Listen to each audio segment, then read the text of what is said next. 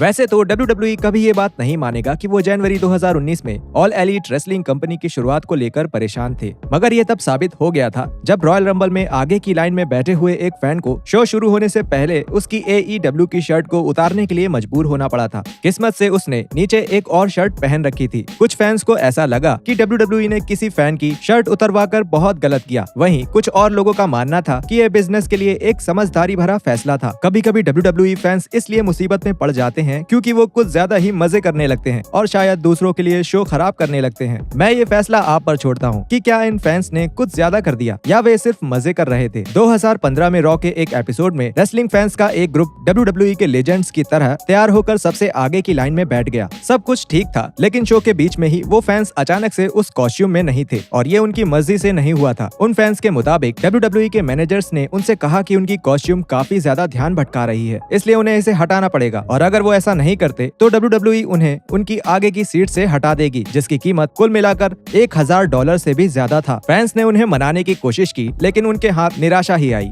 Sasha banks ने भले ही company छोड़ दी है, लेकिन WWE में अब भी द बॉस के फैंस हैं। स्मैकडाउन के एक एपिसोड में एक फैन अपने साथ एक बोर्ड लेकर आया जिसमें वो बैंक्स को सपोर्ट कर रहा था। WWE को ये पसंद नहीं आया और उन्होंने एक पिक्चर पोस्ट करते हुए उस बोर्ड को एडिट करके वो मैसेज हटा दिया। WWE यहाँ भी नहीं रुका। कुछ समय बाद रॉ पर एक फैन एक बोर्ड लेकर आया जिस पर लिखा था, हम नायोमी के लिए आए हैं, न कि बॉचा बैंक्स के लिए। WWE को ये बोर्ड भी पसंद नहीं आया और ये देखा जा सकता है कि प्रोडक्शन का एक आदमी पीछे से भागकर बोर्ड को हटाने जा रहा है। ये पहला मौका नहीं है जब WWE ने ऐसा कुछ किया है। 2016 में फैंस रोमन रेंस से नफरत करते थे, जबकि WWE चाहता था कि फैंस उन्हें पसंद करें। जब बिग डॉग AJ स्टाइल से पेबैक पे-पर-व्यू के दौरान लड़ रहे थे, तब एक फैंस अपने साथ एक बोर्ड लाया था जिस पर लिखा था, जब रेंस आते हैं तो सब बोरिंग हो जाता है। शो के बाद WWE ने उस बोर्ड को एडिट कर दिया और अब इसमें सिर्फ इतना लिखा था कि जब रेंस आते हैं। मैं रोमन रेंस की बुराई करने की कोशिश नहीं कर रहा, लेकिन आपको ये जरूर देखना चाहिए। 2017 में WWE सेंसरशिप से भी आगे चली गई और अपने फैंस को सीधा सीधा धोखा देने की कोशिश की। जनवरी 2017 में रोमन रेंस अपनी यूनाइटेड स्टेट्स चैंपियनशिप को क्रिस जेरिको से हार गए। कैमरा ने एक दर्शकों में बैठे एक फैन को Y2J की जीत की खुशी मनाते हुए दिखाया। अगले हफ्ते तक सब कुछ अच्छा था। WWE ने रोमन की हार का रिकैप दिखाया, लेकिन इस बार एक अलग क्लिप दिखाई जिससे ये लगे कि वो फैन रेंस की हार से दुखी था। ये सच में काफी क्रिएटिव एडिटिंग थी। एक स्मैकडाउन शो के दौरान एक फैन ने रैंडी ऑर्टन पर थूक दिया था। उस फैन के साथ क्या हुआ जानने के लिए इस वीडियो को देखें।